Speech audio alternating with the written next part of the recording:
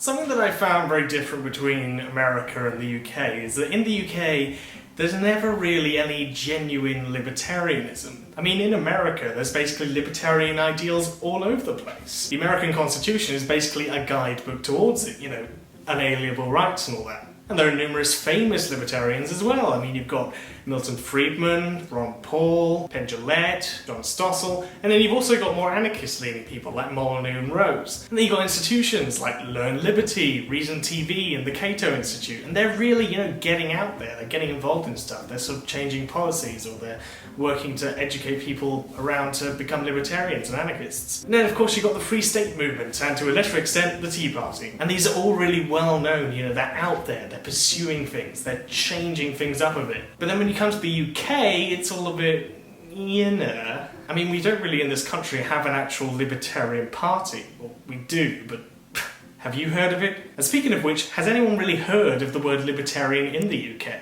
I mean, if you went down the street and asked a load of people, I bet maybe 100 people know, if that. I didn't even really know what it was until about a year ago. We don't really have a base plate for liberty in this country. I mean, we have the Magna Carta, and we have the Bill of Rights, but have you ever been taught them? When it comes to popular libertarians, we don't really have many of those either. I mean, we've got Daniel Hannan and Nigel Farage, but Nigel's more of a populist conservative, if anything. And that's kind of it. The greatest libertarian with a British nationality was Hayek, and he was Austrian. When it comes to institutions, we're still pretty poor. I mean, the only one I can think of off the top of my head is the Adam Smith Institute. But they always seem to be working in the shadows, just changing things here and there, and never really out in the open. It's all so hidden in this country. I mean, I sent them several letters asking if I could get involved, and nothing. It amazes me how we live in a country that effectively planted the seeds of liberty. I mean, you know, Fahrenheit 415, V for Vendetta, Animal Farm, 1984, you know, look at our literature, it's bloody brilliant with this anti-state agenda. We've got all this non-socialist leaning stuff, and yet it's all silent. In the UK, most of the time, you're either a quasi-socialist type, you know, like Socialist Worker, Labour, even to some extent Conservative Party, or a more right-wing agenda like UKIP or Britain First.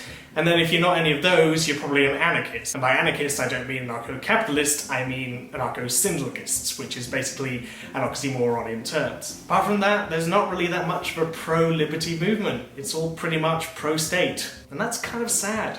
I would absolutely love it if the UK actually had a proper, full-on, outlaw liberty movement. I mean, the furthest I managed to get is a Facebook page, and that's basically just us talking about how to solve things, figuring out answers for ourselves, questions, etc. But what we really need is a strong forward push into the public sphere. And what I ask from you guys is, how do we get there? What kind of things should we be doing to get people interested in liberty? How should we get people interested in free markets? How can we create a new breed of British libertarianism? Because I am really lonely right now.